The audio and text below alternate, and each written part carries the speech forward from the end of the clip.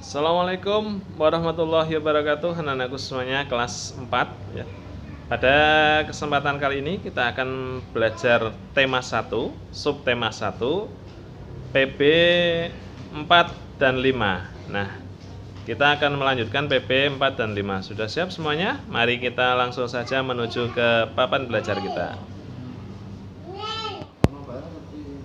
Baik, anak-anakku semuanya, kini kesempatan ini saya akan menerangkan pada halaman 37, masih tema 1 tentang bunyi ya. Di situ ada sebuah gambar, yaitu ada percobaan 1.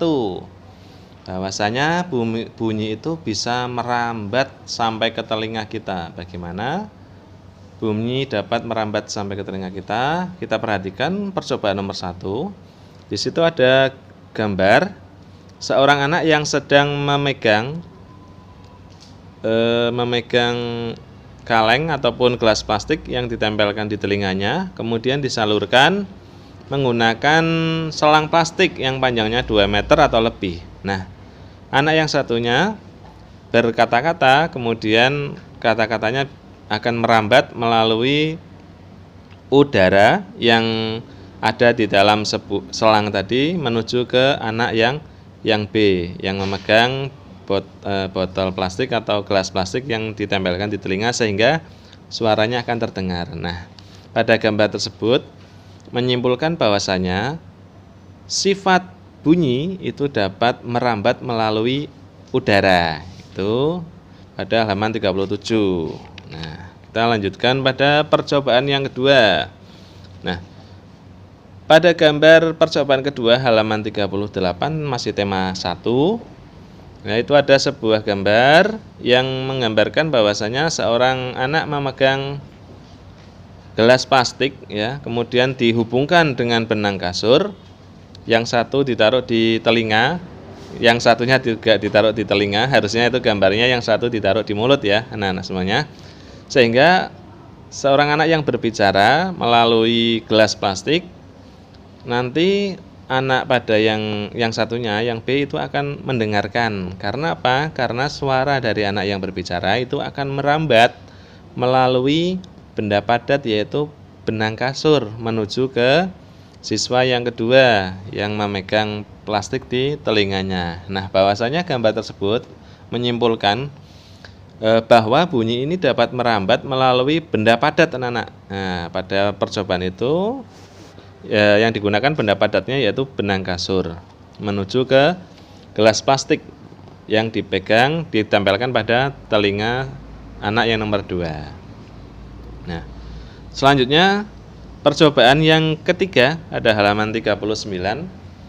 Di situ ada sebuah gambar yang menunjukkan bahwa ada seorang anak yang sedang mencoba mendengarkan suara dengan memegang corong kecil yang dimasukkan ke dalam air, kemudian air yang ada di dalam ember besar itu dipukul menggunakan sebuah batu pada gambar tersebut. Nah, ternyata setelah ember itu dipukul, suaranya akan merambat melalui air tersebut dan masuk ke corong, kemudian bisa didengarkan oleh anak yang sedang melakukan percobaan tersebut. Nah, bahwasanya pada gambar itu menyimpulkan pada kita bahwa sifat bunyi itu dapat merambat melalui benda cair, anak-anak. Nah, disitulah ada 3 percobaan. Kita bisa menyimpulkan bersama bahwasanya bunyi itu dapat merambat melalui udara, bunyi juga dapat merambat melalui benda padat, dan bunyi juga dapat merambat melalui benda cair, anak-anak semuanya. Nah, itu adalah tentang bunyi yang kita pelajari. Baik, anak-anak semuanya, kita melanjutkan pada halaman 51. Di situ ada tari kipas Pakarena. Nah, tari kipas Pakarena ini merupakan salah satu kesenian tari yang berasal dari Goa, yaitu Sulawesi Selatan. Nah, tari ini sudah menjadi tradisi di kalangan masyarakat Goa yang merupakan bekas kerajaan Goa, anak-anak. Nah, kisahnya ini berawal dari perpisahan antara penghuni Boting Langi atau negeri kayangan dan penghuni Lino atau bumi. Pada zaman dahulu, Konon, sebelum berpisah, penghuni Boting Langi sempat mengajarkan kepada penghuni Lino cara menjalani hidup seperti bercocok tanam, beternak, dan berburu. Nah, cerita itu diabadikan dalam gerakan tarian. Makna gerakan tarian kipas Pakarena seperti gerakan berputar searah jarum jam melambangkan siklus hidup manusia. Gerakan naik turun mencerminkan roda kehidupan yang sedang berada di bawah dan kadang juga berada di atas. Cara menari yang lembut mencerminkan karakter perempuan Goa yang sopan, setia, patuh, dan hormat. Secara keseluruhan, gerakan tarian ini mengungkapkan tentang rasa syukur kepada Tuhan Yang Maha Esa. Nah, demikian anak-anakku untuk pembelajaran yang keempat. Selanjutnya kita akan melanjutkan pada halaman 58, pembelajaran yang kelima. Nah, di situ ada sebuah bacaan yang berjudul Suku Minang. Nah, Suku Minang ya. Suku Minang ini adalah sekelompok etnis yang terdapat di Provinsi Sumatera Barat. Nah, suku Minang sering disebut sebagai orang Padang atau orang Awak. Nah, bahasa suku Minang adalah bahasa Minang. Orang Minang ini gemar berdagang dan merantau ke lain daerah. Legenda suku Minang yang sangat terkenal adalah Malin Kundang. Nah, Malin Kundang ini menceritakan tentang anak yang durhaka kepada ibunya sehingga si Malin ini dikutuk menjadi batu anak-anakku semuanya. Nah, suku Minang ini mempunyai rumah adat yang khas yang namanya apa? Yaitu namanya rumah gadang. Ini ada pada uang 100 kalau tidak salah, 100 rupiah yang dulu ada gambar rumah gadang. Nah, rumah gadang ini terbuat dari kayu dan mempunyai bentuk dasar seperti balok.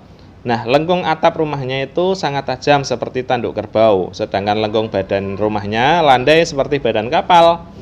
Atap rumahnya terbuat dari ijuk, jadi tidak menggunakan genteng ya, menggunakan ijuk. Bentuk atap rumah yang melengkung dan runcing ke atas itu disebut gonjong. Karena atapnya berbentuk gonjong, maka rumah ini bisa disebut dengan rumah bagonjong.